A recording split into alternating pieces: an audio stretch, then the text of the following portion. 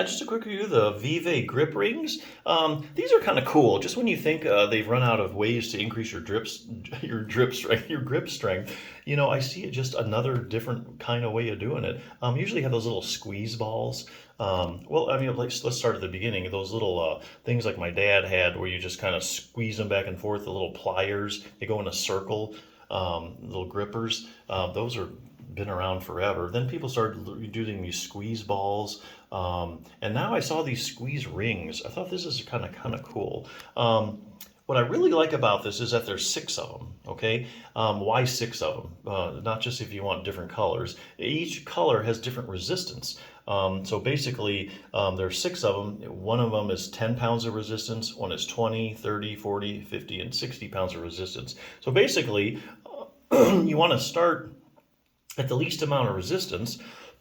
Do it, squeeze that thing, there's a couple ways to do it. You could do 20 repetitions, because anything over 20 repetitions, you're going to be building more muscular endurance and not really strength. Okay, just has to do with the metabolism of the muscle. So anything more than 20 times, you're working more on endurance than strength. If you do something more than 20 times, let's say you pick the red one, do that one 20 times. If you do that week after week, excuse me, you're not really going to get any stronger, because your muscles say, hey, I can already do that thing 20 times. Or if you want to do time, hey, do the thing for a couple minutes. Once you can do a thing for a couple minutes, if you keep doing it for a couple minutes, or you keep doing 20 times every week, you're really not going to get any stronger. Okay, that's because the muscles are like, hey, I can already do that. Why do I need to get stronger? Why does my body have to lay down more metabolically active muscle tissue that I have to support? So it's very much an efficiency thing.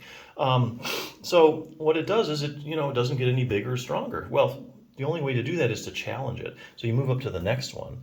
And so you move up to the next level of resistance, like the 20-pound one. Now your hand muscles are like, whoa, I can't do this like as well as I did the other one. I guess I need to get stronger. And that's how you keep building strength. It's called progressive resistance. It's a basic strength training principle. And there's 6 different resistances that you can keep building up to the 60 pounds of force, which is pretty good. So that's why I really like this. Now each one of these rings are about 3.5 inches long, which I think is really good, and made of silicone, so they're really squishy and stuff. And they even come with a little handy tote bag. So I want to check them out. So if you're looking for something to improve your grip, this is something a little different. I kind of like these. Now, if you're looking for just a general hand program, there is one resource I want to tell you about. Treat Your Own Hand and Thumb Osteoarthritis. There aren't that many good hand and thumb arthritis books. I think there's only like a couple. This is one of the better ones. It's very evidence-based. I'll just show you some exercises that they have in it. They start out with anatomy and stuff. Let's see here, getting rid of that stiffness. You have his stiffness from arthritis. I'm going to show you how to make a homemade heat pack out of a tube sock. That's pretty cool. But heat, that's nothing groundbreaking. Okay, range of motion exercises. Well, if you go to therapy for your hand, occupational therapy, physical therapy, go see a hand specialist, they're going to always have you do range of motion exercises. Okay, so why is that? Basically, because your finger joints, and a lot of people don't know this, they're synovial joints, okay? And they have synovial fluid in them, okay? And what does the synovial fluid do? Well, the synovial fluid provides nutrition to the articular cartilage that coats the end of the bones, okay? So if you have a finger that you don't move real well, or you can't move it, then you're not going to get that that synovial fluid in there, to all parts of the articular cartilage. In other words, the synovial fluid gets spread around the joint through motion, okay? So as you move your finger, you're moving that synovial fluid around.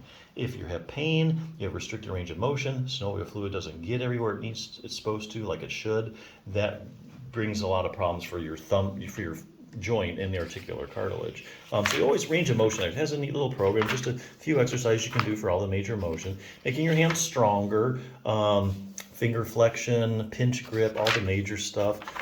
They even have something here for your thumb. A lot of people have thumb arthritis and they think, oh, I've just got to have, injections and stuff, and that's all they can do for it besides surgery. Well, not really. It's actually a muscle called your abductor pollicis longus. It attaches to the base of your thumb, and it stabilizes your thumb joint.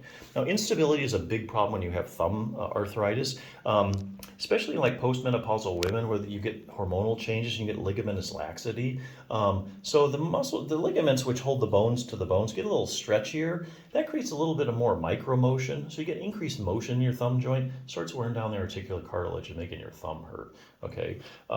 Eventually, in the later stages, the ligaments can actually shred and the whole bone gets kind of subluxed or displaced. And that's why you've seen people kind of like this, because the whole bone is just collapsed. All has to do with instability. You can counteract that. If you've lost ligamentous stability, or let's say you just use your thumb a lot and you need more stability, this is a good muscle to strengthen your abductor pollicis longus. Here again, lots of stuff to do. You just got to know what to do. Hey, if you're just looking for like some good stress relief rings, I think this is a good choice. Or just kind of get started with some hand therapy, and you want some a device to help you get started, because it's kind of fun doing that as opposed to lifting a weight.